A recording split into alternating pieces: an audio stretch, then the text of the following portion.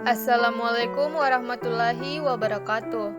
Perkenalkan, nama saya Mayang Sari dari kelas 10 AKL 1. Pada video ini, saya akan menceritakan sosok wirausaha yang saya kagumi, yaitu Bapak Nadiem Anwar Makarim.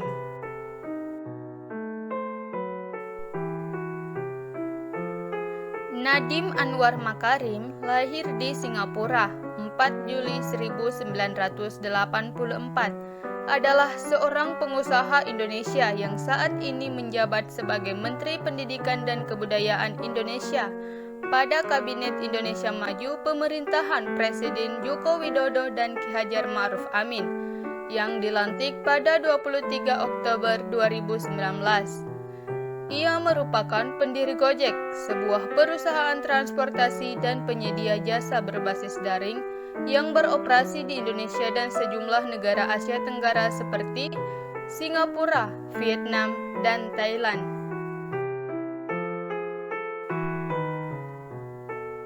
Nadiem Anwar Makarim adalah putra dari pasangan Nono Anwar Makarim dan Atika Al-Gadri.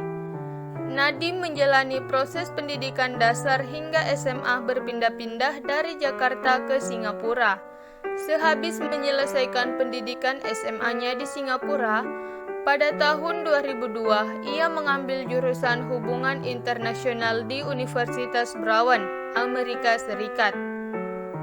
Nadiem sempat mengikuti pertukaran pelajar di London School of Economics.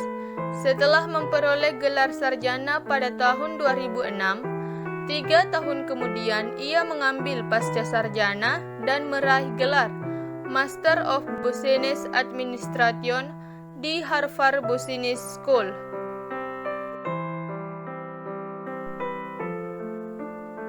Pada tahun 2006, Nadiem memulai karirnya sebagai konsultan manajemen di McKinsey & Company. Setelah memperoleh gelar MBA, ia terjun sebagai pengusaha dengan mendirikan Zalora Indonesia. Di perusahaan tersebut, ia juga menjabat sebagai managing editor. Setelah keluar dari Zalora, ia kemudian menjabat sebagai Chief Innovation Officer Kartuko, sebelum akhirnya fokus mengembangkan Gojek yang telah ia rintis sejak tahun 2011. Saat ini, Gojek merupakan perusahaan rintisan terbesar di Indonesia.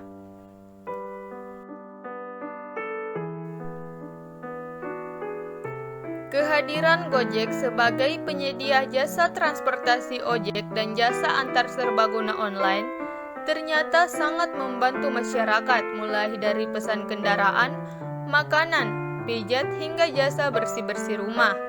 Kemudahan tersebut diciptakan oleh Nadiem Makarim, sang CEO Gojek. Salah satu prestasinya ialah akhir tahun 2017, Gojek menjadi satu-satunya perusahaan asal Asia Tenggara yang masuk daftar 56 perusahaan yang mengubah dunia. Gojek berhasil menempati peringkat ke-17. Di usianya yang masih muda, Nadiem Makarim telah berhasil mendirikan perusahaan PT Gojek Indonesia dengan jumlah karyawan dan mitra mencapai ribuan orang. Bahkan, Gojek berhasil meraih gelar startup unicorn, yakni startup yang memiliki nilai valuasi. Nilai dari suatu startup di luar pendanaan dari investor. Menjadi seorang CEO sukses seperti sekarang ini semua berkat proses, usaha keras, dan asam garam berbisnis.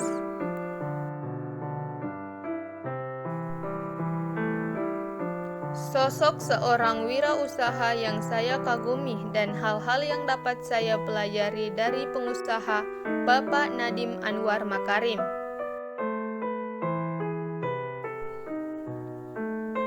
Yang pertama, mampu menyelesaikan masalah sosial.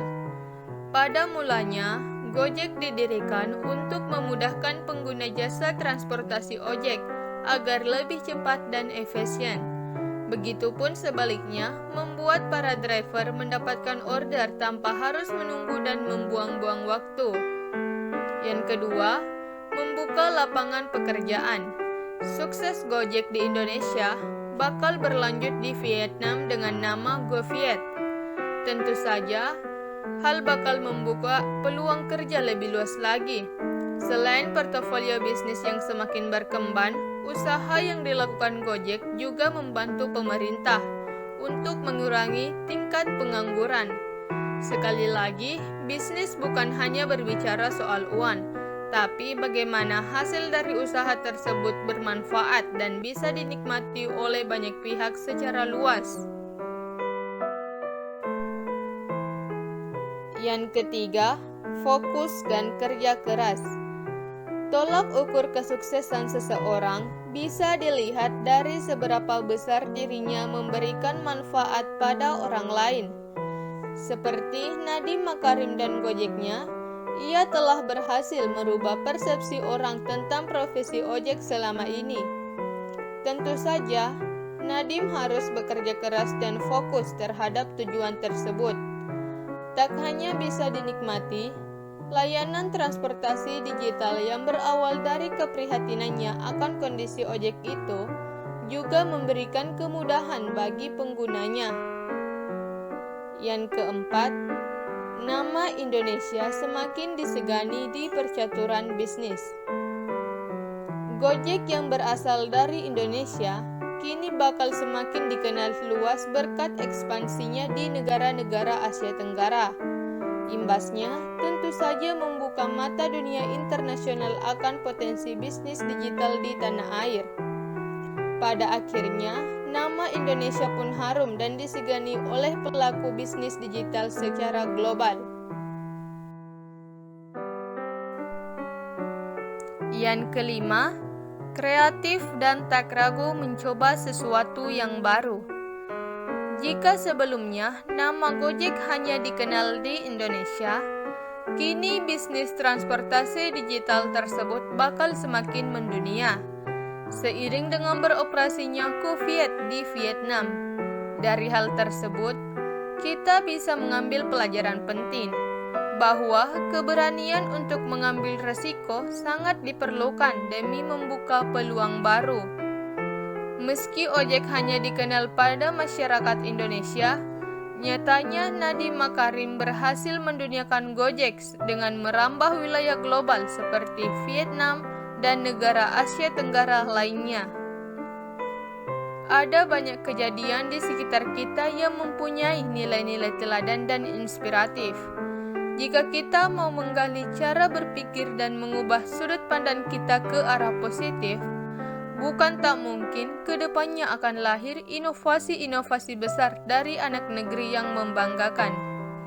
Cari dan selami kehidupan yang ada saat ini. Niscaya kita akan menemukan emas yang tersembunyi di sana.